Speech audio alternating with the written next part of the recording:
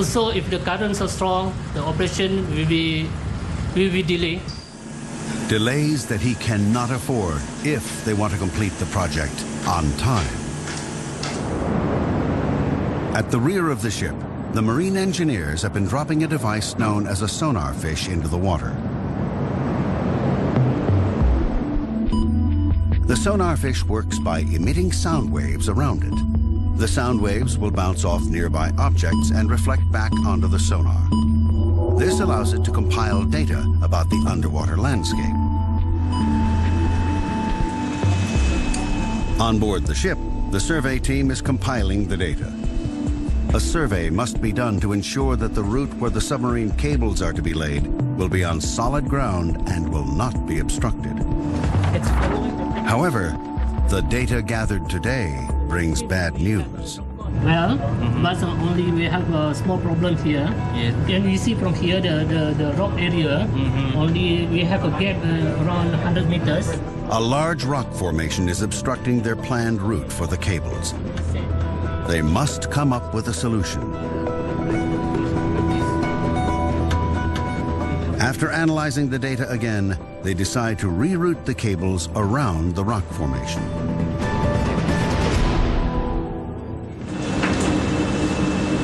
Everything's going well, and then we have just a slightly problem. There's some certain portion, we have a rock area, but this problem is solved already. Now I'm happy because we done well.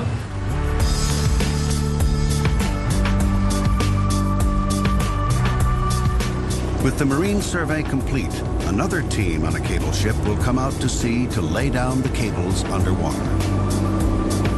One end of the cables is pulled from the ship to the shore. Once secured on shore, the fiber cable is dropped to the seabed. The other end of the cable is loaded into a 30-ton sea plow. The plow is then lowered onto the seabed. The plow will then simultaneously lay and bury the cable along the planned route decided during the marine survey. This cable will eventually link up with stations that TM is setting up overseas. These stations will receive incoming broadband traffic and will boost outgoing broadband traffic. Once complete, these new upgrades will improve Malaysia's international connectivity with the rest of the world.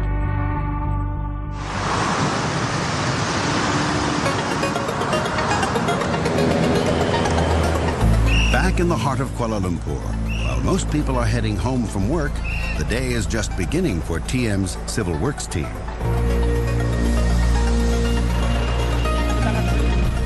Working in the middle of downtown Kuala Lumpur poses unique challenges for Asmawati and her ground crew. First, you need to get permit. So for the local authorities, they only allow us to work in downtown KL from 10:30 p.m. to 4 a.m. That's the only window we have.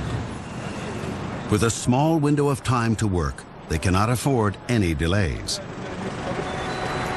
Their goal tonight is to pull cables through pre-existing underground ducts. To access these ducts, they need to go down manholes where unseen dangers lurk. These manholes are dangerous. The one that we are doing tonight is 14 feet in height. Before you enter the manhole, you need to detect are there any toxic gas or not. When it reaches an acceptable level, then only they go in. The team proceeds with caution.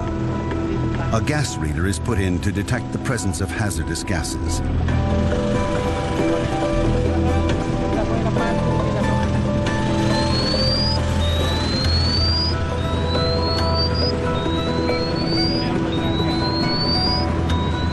Their fears are realized. Unsafe levels of methane gas are detected. Organic decomposition in the ground creates toxic gases which seep into the manholes. In a confined space without proper ventilation, methane gas is extremely dangerous, for it is highly flammable. High levels of methane gas may also displace the oxygen in the manhole and could lead to suffocation and possibly death. It's toxic. Safety is of the highest priority to the team, and no risks are taken. A blower is inserted into the manhole to blow out the methane gas. When the methane gas is blown into the atmosphere, it dissipates in strength and is no longer harmful.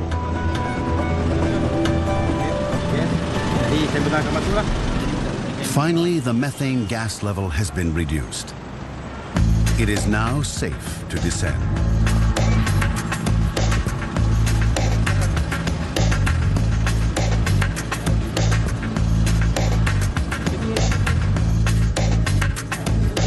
Once at the bottom, a technician lays through fiber optic cables that will come out of the other end of the manhole, thus connecting the network. Asmawati is thankful that everything has gone according to plan tonight. We haven't derailed the schedule, so we are on track with this project so far. By the time the team wraps up, the city is already fast asleep.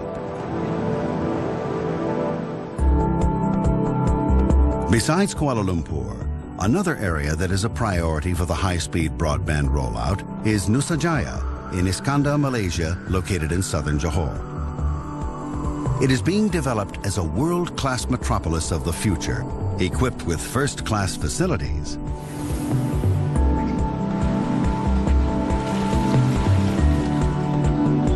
Iskandar, Malaysia will come complete with high-speed broadband facilities for its smart homes and businesses. Having high-speed broadband infrastructure is a key factor in attracting foreign investors to Iskandar, Malaysia. Definitely, as new investment coming in, they will also be looking for this sort of broadband, which we need to ensure that this facility will be up and competitive and on par with most of the developed countries throughout the world.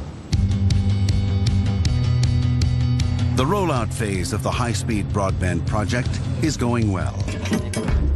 However, are there procedures in place to protect the new network in the event of a crisis? What would happen if a major catastrophe were to suddenly strike?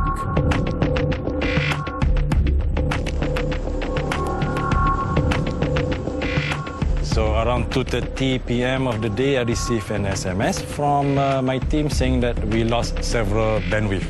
When I say several, that is quite huge. Malaysia's rollout of the high-speed broadband project is in full swing. The goal? To provide next-generation high-speed broadband access for 1.3 million premises. The team has had to battle unpredictable weather, the rumbling ocean currents, and hazardous gases. After months of progress, the rollout phase has now reached the residential areas. It's a crucial phase of the operation, as fiber from the main lines will finally be connected to fiber that will reach homes directly. It's a delicate procedure, as the team needs to join two fiber optic cables together.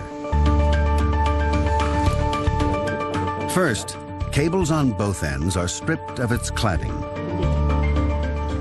The team must move quickly, as the longer the bare fibers are exposed to the air, the higher chance that it will get contaminated with dust or dirt particles. Next up, the fusion splicer.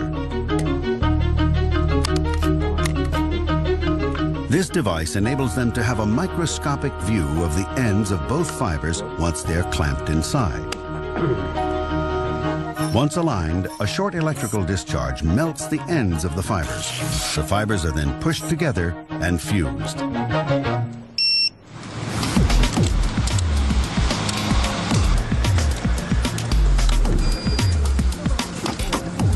The fiber cables can now be pulled directly into the premises. The connections to the premises are patched through TM's exchanges. These exchanges act as facilitators for broadband traffic to be connected from the core network and international gateways to the premises. Approximately 95 exchanges are equipped to handle the delivery of high-speed broadband service. Each exchange can provide nearly 25,000 premises with high-speed broadband connectivity. But will such an extensive network be able to handle unexpected disasters? TM's Internet Protocol Network Operations Center was built to handle such emergencies.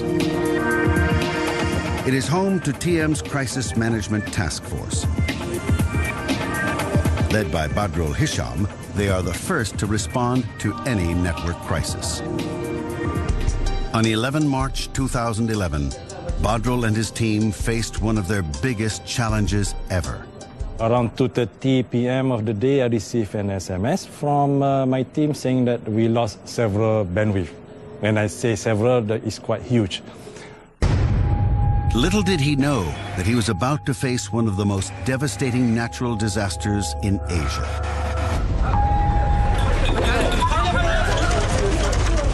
A major earthquake had struck northeast Japan. The 9.0 magnitude earthquake triggered a ferocious tsunami that lashed across the Pacific Ocean at the speed of a jetliner. Several internet lines are getting congested and going offline. The crisis response team must act fast. I think we have quite a scenario here. The team quickly conducts a comprehensive analysis of the disaster. The tremendous force of the earthquake had caused an undersea cable off the coast of Japan to snap. This cable carried vital internet traffic from Malaysia to the rest of the world. With the line down, other lines carrying internet traffic have started to become congested. Badrul cannot afford for more lines to go offline. With no room for error, he decides to reroute the traffic to alternate submarine cable lines. TM's crisis response team rolls into action. Within minutes, his plan works, and they recover most of the lost internet traffic with minimal disruptions. I'm proud to say that the team carry out their plan accordingly and professionally. They are very well prepared on this situation, and everything was under control within 1 hour after the event. TM's crisis response team had saved the day and is well prepared to handle such future crises. With the first phase of the ground rollout complete, Asmawati has one final crucial task to complete before the service is released to the public. Today, her team is at Cyberjaya and will put the entire system through a final stringent test. This will test whether the network end-to-end is able to provide the services in good condition. It will test the equipment together with the passive network that we have newly laid on the ground. Okay, let's test another cable. The team is anxious. If there are any...